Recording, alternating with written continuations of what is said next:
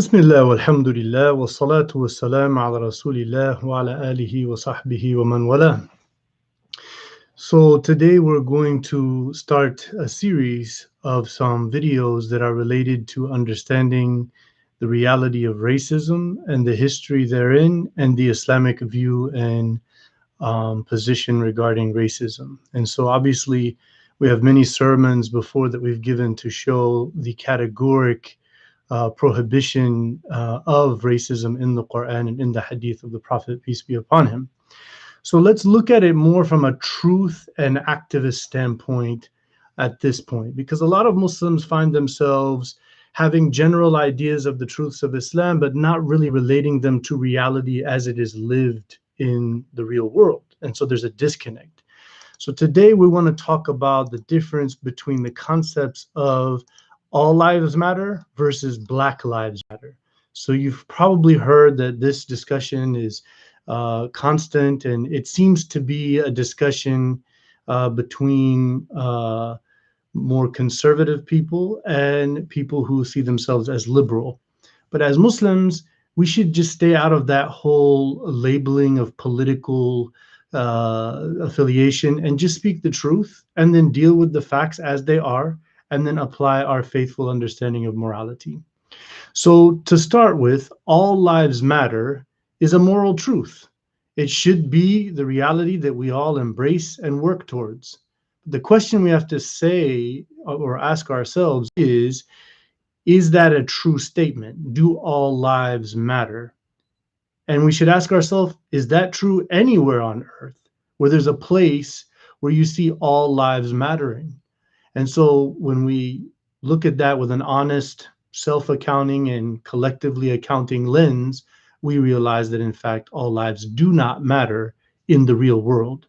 So we'll get back to all lives matter towards the end of this discussion.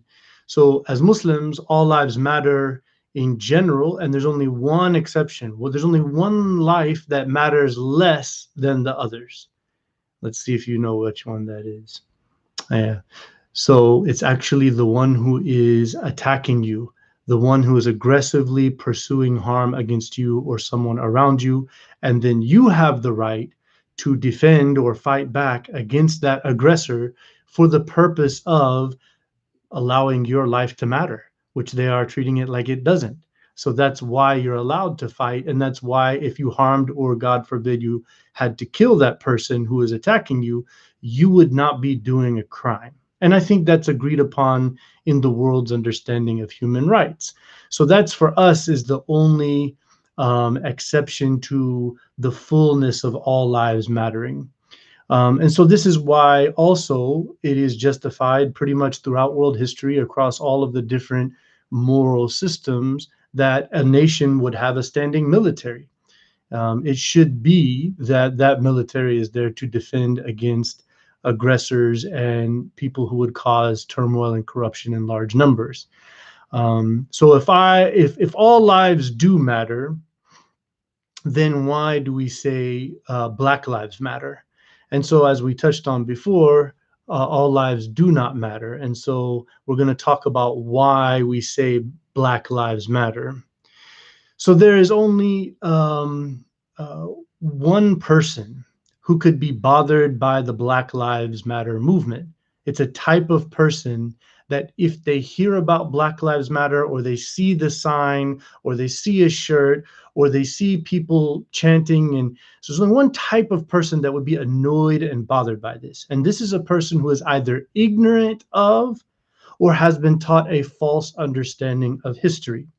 This is basically the two. And so in our case here in America, there is no question throughout Europe and America, there is a highly endemic presentation of history that is unfair and in many cases blatantly false. And it is to favor the image of the white Christian European over the dark-skinned pagan non-believer of the world. And so that's something that we can see in so many curriculums in so many ways across the world. And so we in America have been inculcated into this way of thinking directly and indirectly. It's in the curriculums, it's taught, and then there's certain attitudes and claims we make about having solved racism or about having being all about freedom and human rights. We say that enough that we start to feel like, yeah, okay, all lives matter and everything's fine. And here we are in this modern place of moral superiority. And that is obviously false. So if we take it back to before there were African Americans, before there was an America, there was enslavement of the African people, and that was widespread. It was unfortunately a disastrous, disgusting thing that even took place among Africans. Okay, but there was this kind of worldwide acceptance that African people can be slaves or should be slaves. And that's something that is an affront to Black history of their humanity. The whole African continent was treated in such a way. So the white European Christian relationship with Africa has always been about forced conversions, exploitation of the land and its resources, and the development of colonialism, establishing new places where white Europeans can show and exhibit their great civilizational superiority. And so, of course, the United States followed suit in this same practice in its very beginnings and then even after the independence. So since the creation of Israel, we see that they have followed their European creators with the same tactics to allow themselves to gain official influence and gain lots of wealth off of the resources of the African people. And so even within, when we look in the way Africans are treated in Israel, it's interesting because the whole concept of Israel, the Zionist project, its whole purpose is about welcoming all the Jews of the world back to their homeland, which they say is in Judea and Samaria in Israel. As this is written in the Bible, so we want to come back here. The British gave us the way to do this through their influence and connections with the British. It is, well established that Rothschild, one of the founders of the modern banking reality, and his influence was the one that wrote to the British, government in order to create this Balfour Declaration, seeking the establishment of this state. So there are historically ethnic Jews who are African. And so those Jews are the only group of all of the Jews of the entire world in their diaspora and their exile that have been not welcomed with open arms. And even if they got there, they have been treated in second-class ways. And there are many Israeli human rights references that they themselves admit and are feeling that this is a travesty to their existence. So the most troubling thing about all of this is that this was not just about powerful rulers or dictators or monarchs looking to fulfill their ego and their power and their quest for dominance and subjugating these poor, under-equipped to fight back Africans. No, actually, unfortunately, this whole thing is highly rooted in biblical interpretation. So the Jewish and Christian scriptures have been interpreted to endorse the dehumanization, enslavement of Black people. And so it starts with what they call the mark of Cain. And so if we look in the very beginning of the Torah, and we see in Genesis number 4, that it says that God placed a mark on Cain, the son of Adam, who did not have the guidance that Adam was bringing. And so he was the one who killed his brother Abel. And so then God punished him with a mark, as it were. And so they call that the mark of Cain. And that what that mark was is that he was given black skin. And that millions of Christians have utilized this interpretation to justify slavery, that they're just the evil progeny of this murderous human being, and they're all a big punishment of God. A bit later, if we look in the same chapter of Genesis in the Torah and the Old Testament of the Bible, we read that Noah had his son, whose name was Ham. He cursed him, and he declared that his offspring would henceforth serve their brothers. And so basically this has been interpreted that these children of Ham, who are the children of a large portion of humanity, being that the classical historic biblical understanding, or Jewish and Christian, is that the flood of Noah was a worldwide flood, contrary to many Muslim scholars and the more clear teaching of the scripture of the Quran, that it was a local flood. So, and to them, Ham is the father of a large portion. So they tend to look at Ham as the father of Africa, that this is the father. So he has the curse, and he was meant to serve his brothers. And so they look at those as the white people. So that is where that came from. And then even if we look in the New Testament, there's a very famous interaction of a Canaanite woman who came and she cried to Jesus, saying, "Have mercy on me, O Son of David. My daughter is grievously afflicted by a devil." And then Jesus answered her not a word. And his disciples came and then asked him, saying, "Send her away. She's crying after us." And then Jesus said, "I am not sent but unto the lost sheep of the house of Israel." And then she came and praised him, saying, "Lord, help me." And then he answered her and said, "It is not to take the children's bread and cast it to the dogs." He later healed her daughter because of her persistence. But the way that many Christian interpreters have looked at this throughout history is that because she was a dark-skinned woman, Jesus was not paying attention to her, not originally wanting to help her, and actually referring to her as a dog. And so that is an example of racism interpreted through the Bible in history, justifying all of this abuse of many, many centuries, and dehumanization and oppression and torture and murder, and the list goes on and on and on. So it wasn't even until 1995, very much in my lifetime. I remember very well everything that was going on in 1995.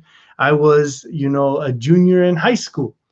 And so the Southern Baptist Convention, one of the largest networks of evangelical Christians in America, in 1995, they made a public apology for their religious endorsement of slavery, segregation, and white supremacy.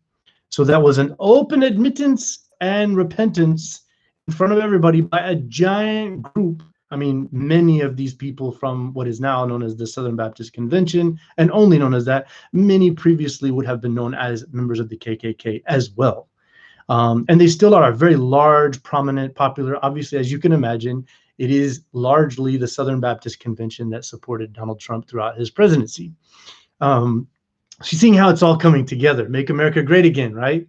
Before we had to apologize for all these things.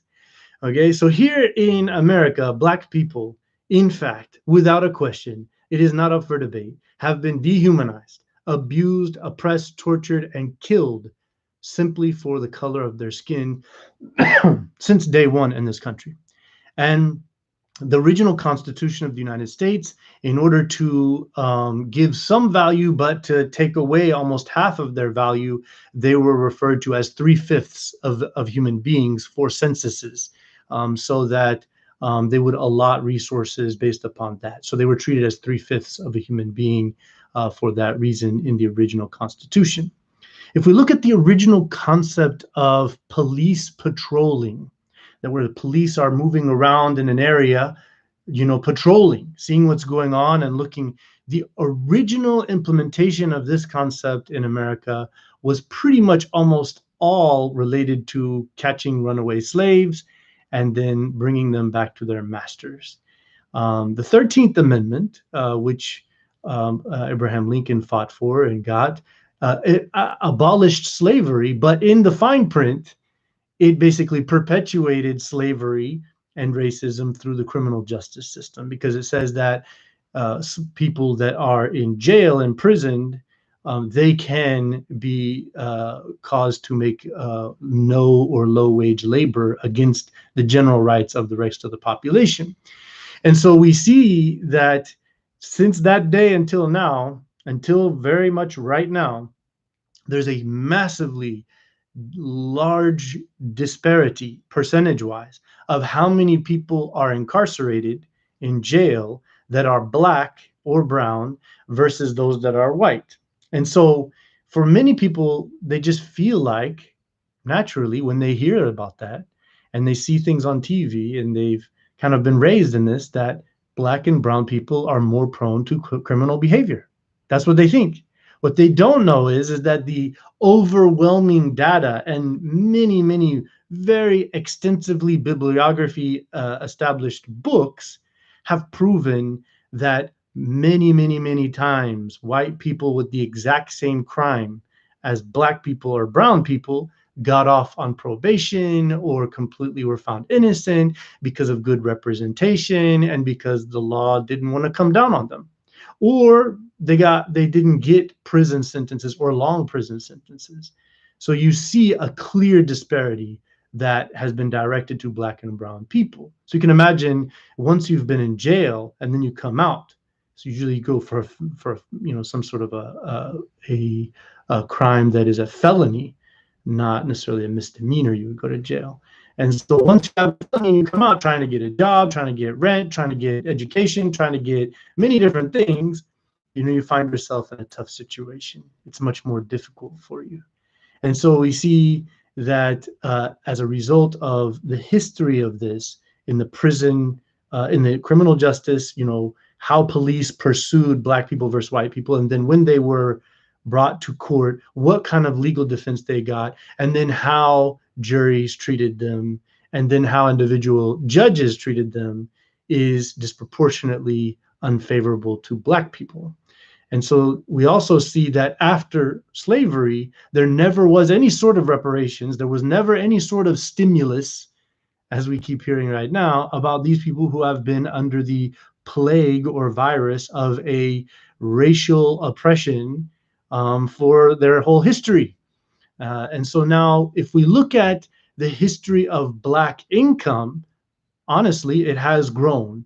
It has grown a lot. And it's now almost at par with white people. But when you look at ownership, black wealth ownership versus white wealth ownership, just if we look in the median, the fair numbers of just looking at the average person who is black skinned versus the average person who is white skinned, the average white person when they are dying has around $120,000 some of wealth, whereas the black person has almost $19,000 of wealth. You can imagine that affects inheritance. And that had a lot to do with Jim Crow and segregation and economic mobility and issues of historic wages, which were always pretty much lower. And then so you see that where they were able to live and so forth. So now when we look at, well, we hear these things like black and brown people are more prone to this disease and this and that and dying from X, Y, and Z. There's two reasons here. Number one, it was historically intentional that where there are waste dumps and chemical dumps and plants, they would segregate and keep black neighborhoods that are all black around places where there are polluted areas. Similarly, they would do the same about the Native Americans. They did that same kind of thing to whichever one of them lived through the genocide and constant destabilization and marginalization that they went through. So we see also with the water treatment system and the presence of lead. If you look at harmful lead in water systems and where that is the worst, you will find in very majority black areas. You find that till this day. If you go to Flint, Michigan, it's not just Flint. That's just the calling cry. It's like the George Floyd of this issue. So of course, there's many people going through this, but it's obvious and blatant, which now the governor finally was, charged with a crime for knowingly doing that as a white governor of Michigan in the last few decades. This has been going on.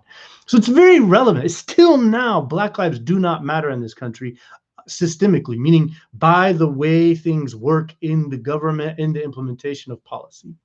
So you can also see within the healthcare system, if you talk about how doctors and nurses treat black people versus white people, the data is overwhelming.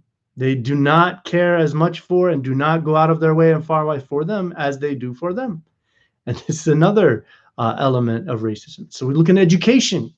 If you look at the schools that are available to Black people, and then the money that goes into those schools, and the people who are willing to work in those schools because of all the stigmas, you see institutional racism in this country. Till today, right here in Charlotte, North Carolina, where we live, the economic mobility of the Black community is the worst in the country, and their education, their ability to start businesses and become profitable, and all of that is all because of how they're treated.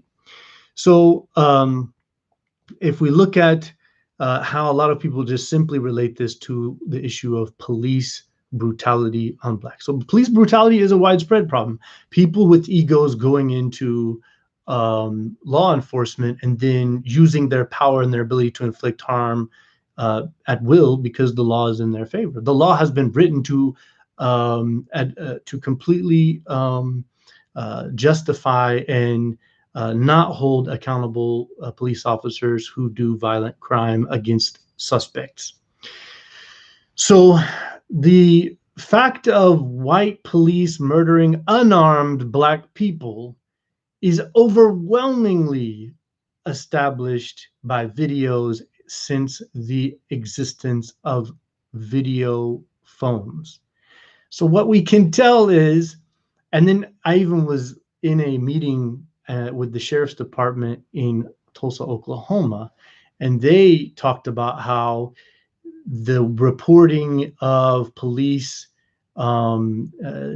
killings when police have to kill people and how that's all recorded. There's a lot of issues in that. That was from the police department. They admitted it themselves. So you can be guaranteed that white people have been murdering unarmed Black people forever since this country began. And you can even look at an FBI report of 2006. In 2006, the FBI made a report and recorded it in the Department of Justice that says that white supremacist groups such as the KKK and Nazis and others, they found actual writings in a place that they raided that said that they resolved when civil rights became established as the norm to get into the various forms of law enforcement in order to continue their ability to take out their goals and aims. And so that's what we're seeing. And so this is an established factual reality in this country that Black lives have never mattered anywhere near what white lives matter. And so when you say all lives matter, you are, whether you know it or not, you are negating all of this historic oppression, abuse, pain, and turmoil that exists far and wide still till this day in this country and is felt by the Black and brown people of this country. So we have to say Black lives matter and be offended when people say all lives matter, because the point is to dismiss all of this history and all of this lived reality today from a place of white privilege. Or, because you will find it is mind-blowing how there are, and I've only figured out a justification for one example, but there are Black American people who themselves are chanting all lives matter, who themselves are claiming the ridiculous false statement that Black people have equality in America, and this is all just some extreme liberal thing. So what I've seen far and wide is that Black people who tend to look for aspirations in the Republican Party, in the conservative movement, that they may either knowingly or unknowingly tell this lie in order to establish their place in this Republican conservative movement.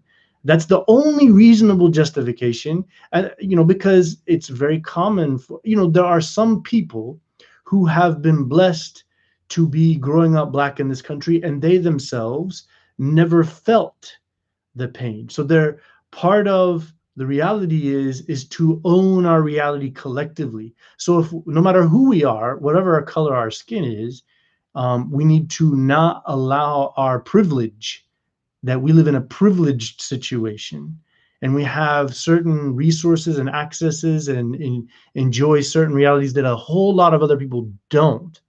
And that's why as Muslims, we are told in the Quran, I believe the 135th verse of Surah An-Nisa, stand up firmly for justice as witnesses to God that you will speak justice and truth, even if it be against yourselves as individually and collectively. So yourself as an individual, but also you as a community of people, right?